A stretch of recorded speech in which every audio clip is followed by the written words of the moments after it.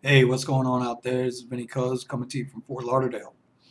And today I want to talk about a couple of things that's going on, primarily with Lyft. But let's get the big cat out of the way first. We are doing this video, and I will also be taking the audio and putting it into a podcast. So if you get the opportunity, there's a channel set up called the Ride Share Garage. You can find it on YouTube, and you can also find it in Spotify, Pandora, all those that offer podcasts. We're out there. Okay. What I want to talk to you guys about today is the is Lyft in a panic mode.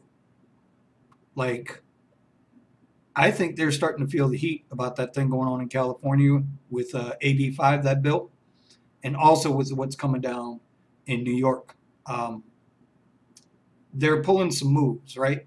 So most of you drivers know about AB5. Uh, to put it in simple terms, it's whether gig workers are going to be considered employees or if they're going to be considered independent contractors. And there's an ABC test, and everybody can debate it. It doesn't matter what we think. It's all going to come down to if that governor out there signs that bill. Now, California's got enough issues as it is, but this is going to be precedent setting, right? So, what has Lyft been doing? Well, Lyft and Uber, both CEOs, jointly wrote a piece in the San Francisco Chronicle trying to explain their position that if California decides those guys, those drivers are employees, how bad it's going to hurt their business.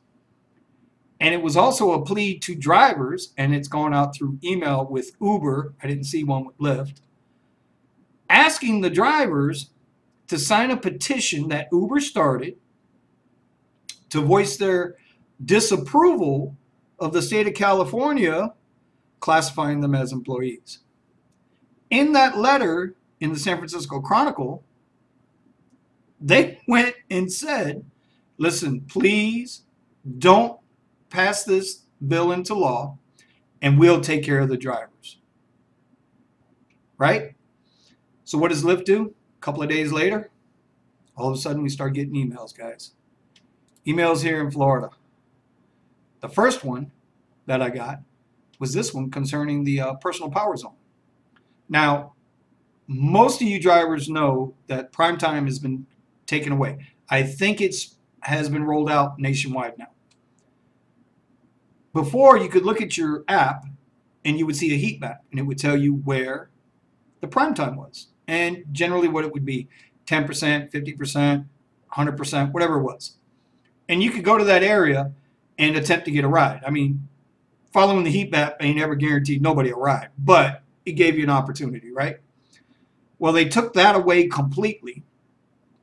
And now, if you're lucky, and I say this, if you're lucky, if you're in a high demand area, you might get a personal power zone.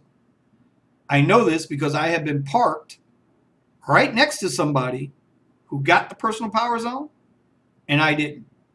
We were both on the same platform, Lux Black. They got the power zone, I didn't. Whatever, right? So, but when you did get the personal power zone, and the little thing down there at the bottom would start ringing up, you know, your dollar amount every like 3 or 4 cents every couple of seconds. And if you didn't get a ride while that power zone was increasing, it would cap out, right?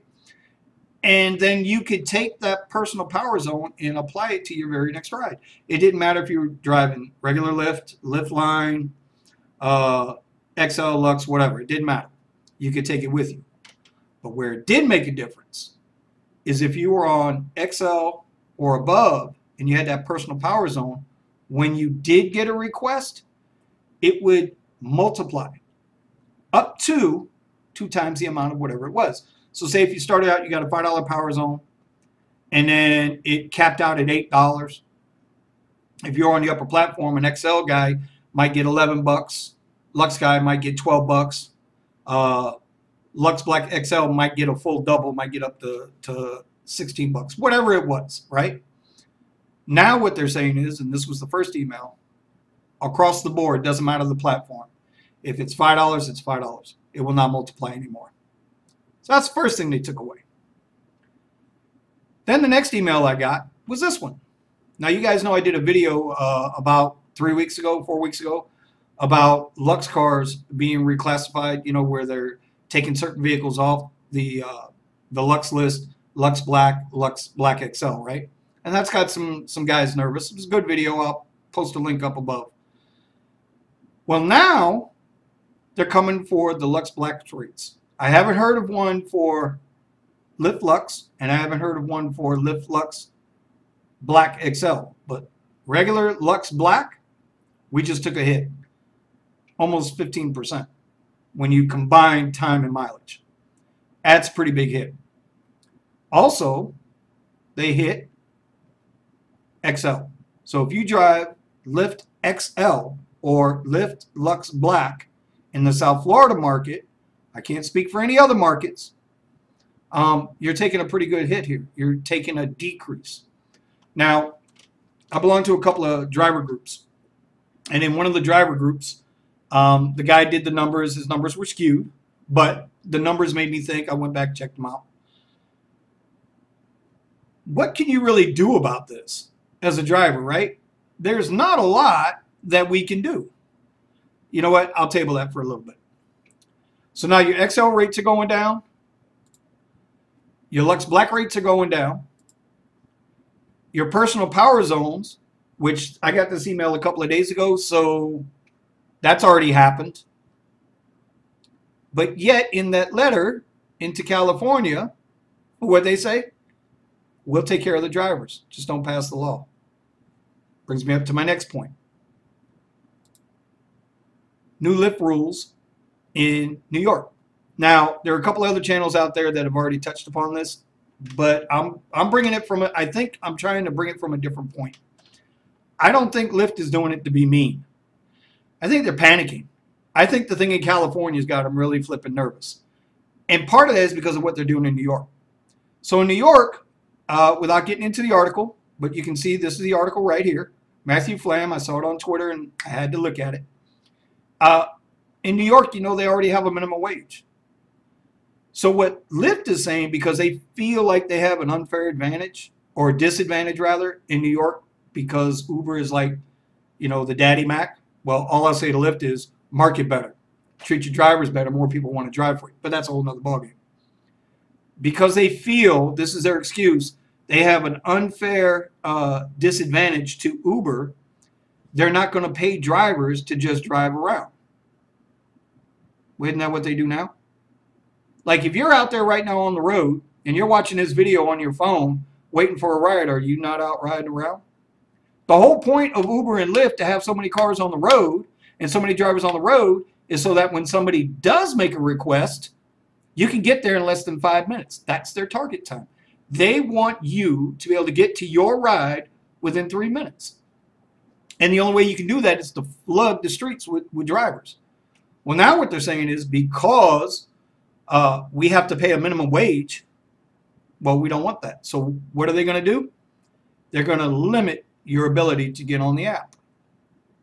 Now, that's always been, right, the stablemate of being able to do the ride shares is I can turn on the app when I want and go to work and turn off the app when I don't want to work. Now Lyft is saying, no, no more, because we can't afford it. In California, if you guys become employees out there, Lyft can't afford it. You understand? So this is why they're panicking. This is why I think they're panicking. And they're going to start taking little pieces of chunks of change from me, from the next guy, all the Lyft drivers across the country where they don't have to do this, right, with the employees. And where they do have employees, well, if you're not in a high demand area or in a busy area, that they make that decision about. You don't make that decision. They make that decision where you're not in a busy area. So we're not going to let you on the app unless you meet certain qualifications. Here's a whole nother ballgame to that. With Lyft, you have to have a 90% or better acceptance rating. You also have to provide 100 rides within the 30-day period, or you are not exempt from the new rule. Unless you are a Lyft Express driver. Now, ain't that a kick in the head? You're paying the rental car agency for the car so that you can drive. You're making the least amount of money out of every platform, on every rideshare group, on any gig economy app. You guys are making the least amount of money, paying the most for a rental car, where you know Lyft is getting a piece of that goddamn rental every week. And now you'll be exempt from this rule. 90% or better, 100 rides within 30 days, or be a Lyft Express driver. If they're not panicking, I don't know who is. Be aware of what's going on. Know what you're doing before you get into it, right? So back to the discussion, and he made a very, very good point. It's like, what can you do? There's hundreds of YouTube channels out there all teaching you how to drive smarter, be aware, how apps work, all of that stuff. There's plenty of channels out there that bring you the news like I'm attempting to do. But when you're deactivated, all they can do is boohoo with you. They can't do nothing to help you. You can protest and strike all you want. They can't do nothing to help you. And I'm not saying that to be mean. I'm saying that to be honest and real about it. These companies can do whatever, whenever, however they want to. I'm a firm believer, call it a tinfoil hat. We're taking these rate cuts not because they're trying to come down even with Uber in the market. No, because the riders aren't going to see a cheaper fare. They didn't do it on X. They didn't do it on regular Lyft.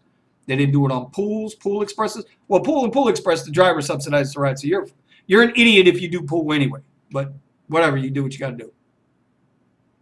I think Lyft is the first one to crumble. Yeah, I think they're panicking. Anyway, if you got any thoughts about this, hey, leave it down in the comments. I would appreciate it, and I always forget to say this, please subscribe to my channel. And hope you guys have a great day. Peace out.